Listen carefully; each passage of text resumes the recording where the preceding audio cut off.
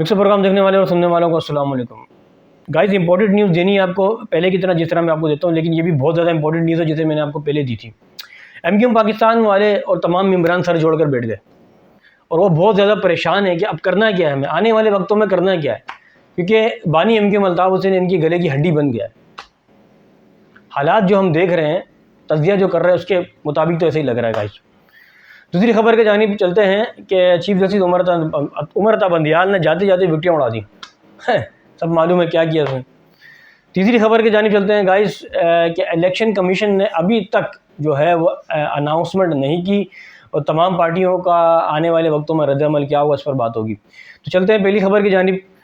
Guys جیسا کہ سب کو معلوم ہے کہ بانی الطاف حسین کا جو چرچا ہے وہ دن بر دن بڑھتا جا رہا ہے سندھ کے شہری علاقوں میں، اور پاکستان کے تمام ممبران خالد مقبول صدیقی، مصطفیٰ کمال، ڈاکٹر فاروق ستار، رؤوف صدیقی جو ہے وہ اب آپس میں جو ہے کافی پریشان ہیں کہ اب ظاہری طور پہ تو یہ بیان نہیں کرتے، ظاہری طور پہ کسی کو بتاتے نہیں ہیں کہ ظاہر بات ان کے دلوں میں کیا بات چل رہی ہے، لیکن یقیناً یہی بات چل رہی ہے کہ یہ پریشان ہیں کہ آنے والے وقتوں میں اگر الیکشن کمیشن اناؤنسمنٹ کر دیتا ہے الیکشن کے لیے تو پھر ہمارا کیا بنے گا.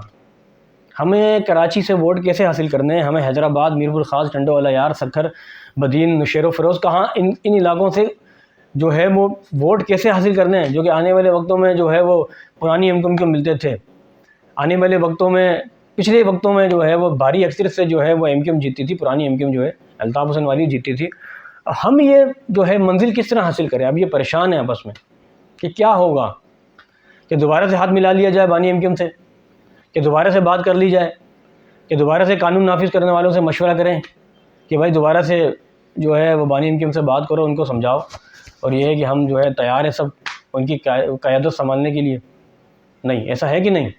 اندر سے یقیناً یہ بات چل رہی ہوگی، لیکن ظاہری طور پہ تو کسی کو پتہ نہیں ہے کہ کیا ہوگا.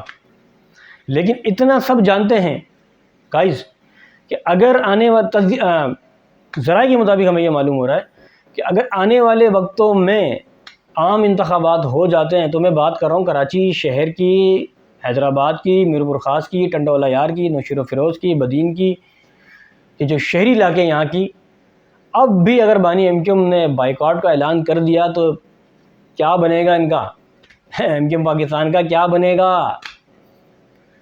چلو مہاجر قومی موومنٹ کو تو چھوڑ دو، ان کا تو نظریات ہی الگ ہے، ان کا تو سلسلہ ہی الگ ہے.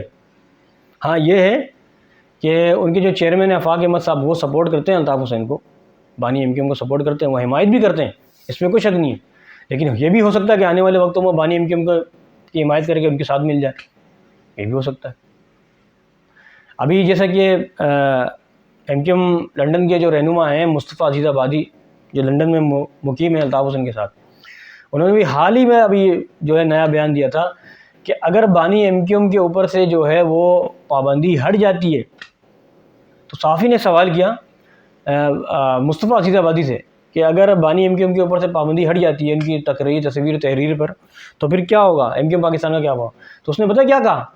لکڑ پتھر سب ہضم. آپ سمجھ گئے، سمجھدار ہیں، لکڑ پتھر سب ہضم ہو جائے گا، یعنی کہ ایسے ختم ہوں گے جیسے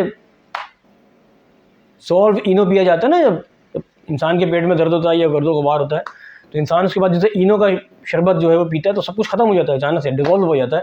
اسی طرح پاکستان جو ہے یہ حیدرآباد جو ہے یہ ڈیزولو ہو جائے گی سندھ کے شہری علاقوں میں اگر بانی کے اوپر سے پابندی ہٹا دی جائے. یہ کس کا کہنا ہے؟ مصطفیٰ عزیز آبادی کا. بہت بڑی بات کی ہے، اور ذرائع کے مطابق جو ہے معلوم ہی یہی ہوتا ہے، ایسا ہی ہوگا. تو یہ پہلی خبر ہے. دوسری خبر کی طرف جانب چلتے ہیں گائز.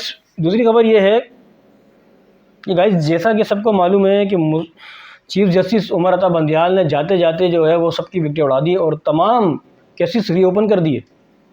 نواز شریف صاحب کے، آصف علی زرداری صاحب کے، آصف جنجوعہ صاحب کے، عمر چیمہ صاحب کے، جتنے بھی ہیں جو کیسز تھے پرانے وہ سب ری اوپن ہو گئے. اب نواز شریف صاحب سر پکڑ کے بیٹھ گئے لنڈن میں، آصف علی زرداری صاحب دبئی میں پریشان ہیں، شہباز شریف صاحب پریشان ہیں. اب کیا ہوگا؟ ہمیں پاکستان میں واپس آنا ہے کیونکہ سارے تو لنڈن میں بیٹھ گئے، سب جانتے ہیں. عوام کا یہ کہنا ہے کہ بھائی ان لوگوں نے ہمارے ملک کو کھایا، برباد کیا، تباہ کیا، اب لنڈن میں بیٹھ گئے. اب کیا ہوگا؟ پیٹرول کی قیمت آسمان تک پہنچ گئی، آٹے کی قیمت آسمان تک پہنچ گئی، چینی کی قیمت تھوڑی بہت کم ہوئی ہے، بھی 30 روپے، وہ بھی ہمارے آرمی چیف صاحب نے جو ایکشن لیا اس کی وجہ سے لیکن ابھی جو پیٹرول کی قیمت بڑھی ہے کہ عوام کے اوپر بجلی گری، بجلی بہت بڑا ظلم ہوا ہے۔ موجودہ حکومت کو، نگراں حکومت کو شرم آنی چاہیے، غریب عوام کا خیال کرنا چاہیے۔ انہی غریب عوام کے ٹیکسز سے یہ لوگ پلتے ہیں، اور یہ دیکھو غریب عوام کو پستی کون ہے؟ غریب عوام۔ غریب عوام جو ہے وہ چکی میں پس رہی ہے۔ یقین کریں کیا بنے گا ہمارے ملک کے، پاکستان کا کیا فیوچر بنے گا؟ مجھے سمجھ میں نہیں آتی ہمارے ملک کے عوام کا کیا فیوچر بنے گا۔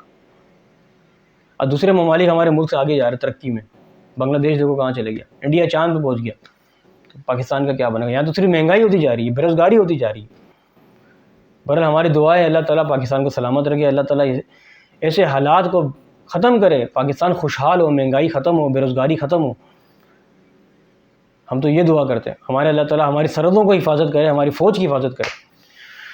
تو گائز تیسری خبر کی جانب چلتے ہیں کہ جیسا کہ میں نے آپ کو بتایا تھا کہ اب جو ہے کیا بنے گا ملکی حالات کا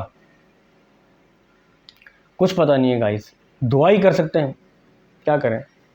اور جمعے میں ہم نے خود دیکھا کہ کس طرح جو ہے وہ ہمارے ملک کے لیے دعائیں کی گئیں، کس طرح ہاتھ اٹھا کے لوگوں نے جو ہے وہ مسجدوں کے جو امام ہیں انہوں نے کس طرح دعائیں کی پاکستان کے لیے۔ تو دعائی کر سکتے ہیں گائز، آپ بھی دعا کریں ہمارے ملک کے لیے، اللہ تعالیٰ اس کی حفاظت کرے گا، عوام کی حفاظت کرے، اللہ تعالیٰ حالات بہتر کرے کسی بھی صورت میں۔ اس کے ساتھ ہی آپ اپنے میزبان عبدالستار کو اجازت دیں۔ اللہ حافظ، پاکستان زندہ باد۔